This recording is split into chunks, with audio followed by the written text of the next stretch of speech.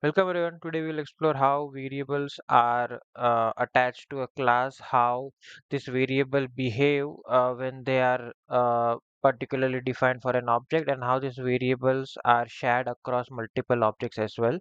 This is very important to understand the concepts in our further session. That would be the encapsulation, which is one of the main key aspects of object-oriented programming. In the previous session, we learned how to create classes and objects in Python. We learned how, the use of the init constructor and the self keyword as well. This formed the foundation of creating classes and how we can access the attributes using the self parameter. Today we will focus on how these variables and methods behave at the instance level and the class level.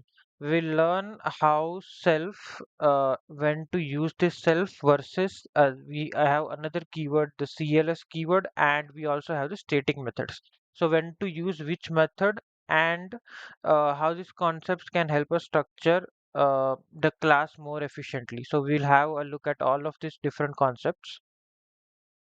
So the instance variables are unique to each object. That is what we have already seen. And the class variables are what is shared across all the objects. Like they are common for each of the particular object. And class objects are not defined inside the init constructor. Only the instance variables are stored inside or sent as a parameter to the init constructor. So for example, here as we have this particular school name would be our class variable. Inside our init function, we will have our instance variables. So whenever we create a new object, let's say we created two objects S1 and S2. Uh, so here LIs and grade A would be my instance variables and the school name would be a class variable because the school name will be the same for both the objects that we have created. So if I try to run this, so you can see when we printed s1.name and grade, it printed lis and grade A. When we called the school name, it took the common shared variable that is the class variable ABC High School. And this was the same case for the other object as well. So this is how you can define the class variables and the instance variables.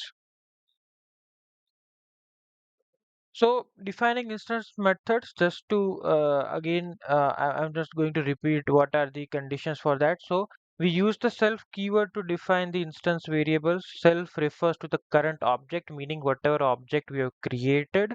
For that particular object, we are going to store some variables. This self keyword is used to access variables and methods of the current object.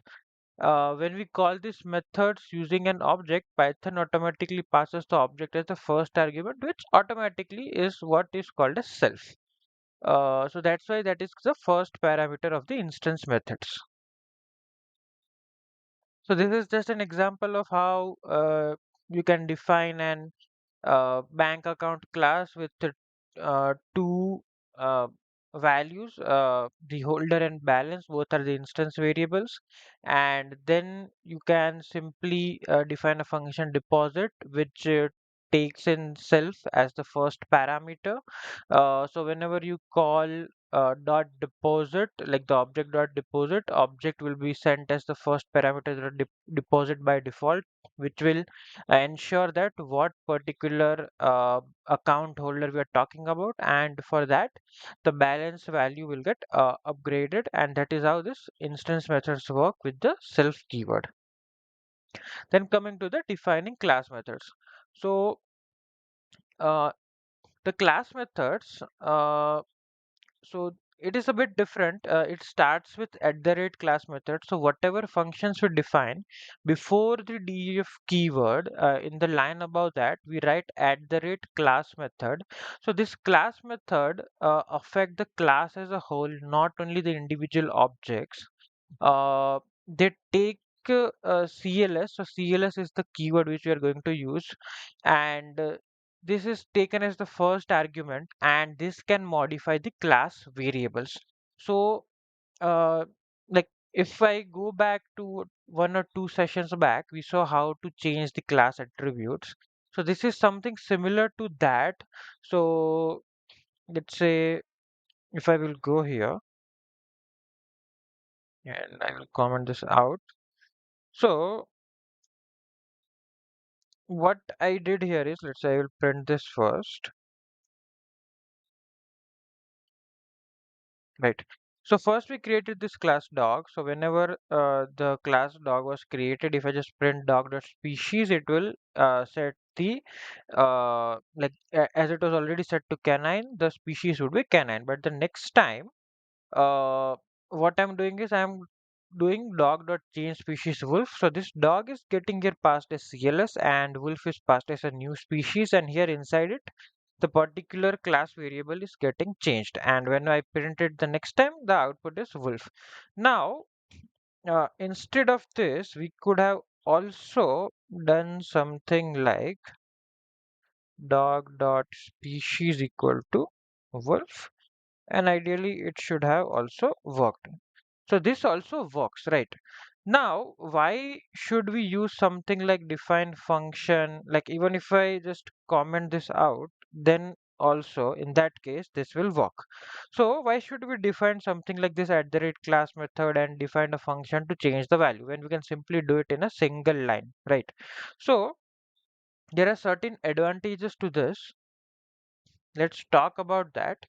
So uh, this particular change in the value, like uh, let's say the example which I just showed you, if you can directly do dog.species equal to wolf, and that would be, we call it as a direct assignment versus what we have as class method.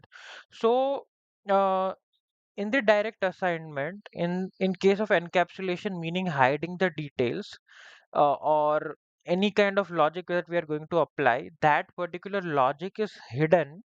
And while when we talk about the class method, we can add some kind of a validation logic there. Reusability, so direct assignment cannot be reused in the code, but let's say we have some function. Using that function, we want to change the value of a class variable. So using a class method, we can have that code as a reusable function, while with direct assignment, that won't be a reusable code.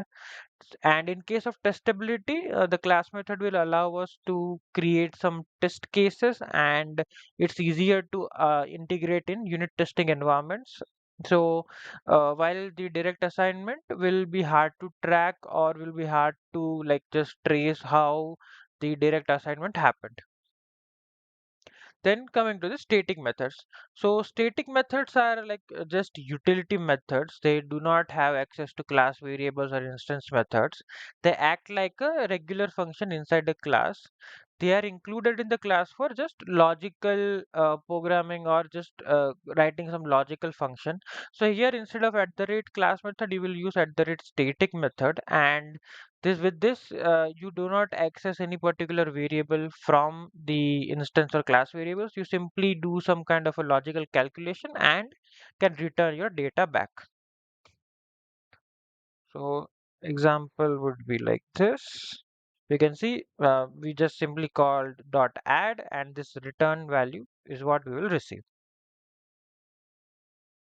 Now comparing all these three methods, so for the instance method, we have the self as our first argument. Can we access the instance variable? Yes. Using the instance method, can we access the class variable? Yes, we can access them. And use cases would be to handle the instance behavior as an overall structure, like whatever particular object was created from the class, we can control all of its instance variables. The class method will not allow us to access the instance variables. We can only work on top of the class variables. The argument would be CLS, and the use case will be to change the behavior of class level attributes. The static method does not allow us anything apart from using those methods as a utility or helper functions. Whenever we require some kind of, let's say, storing something, if it is just a static behavior, we can do it via the static method. So in today's session, we learned how data and behavior can belong either to individual objects or to the class as a whole. We use self to refer to current instance, and understood how class methods, static methods are different from the instance method, and how each of them offer different scopes for functionality. In the next session, we will understand to protect the data inside the class using encapsulation. We will learn about naming conventions for private variables and how to control access using the getter and setter method. So yes, thank you for joining today's session. Let's meet in the next session. Have a nice day.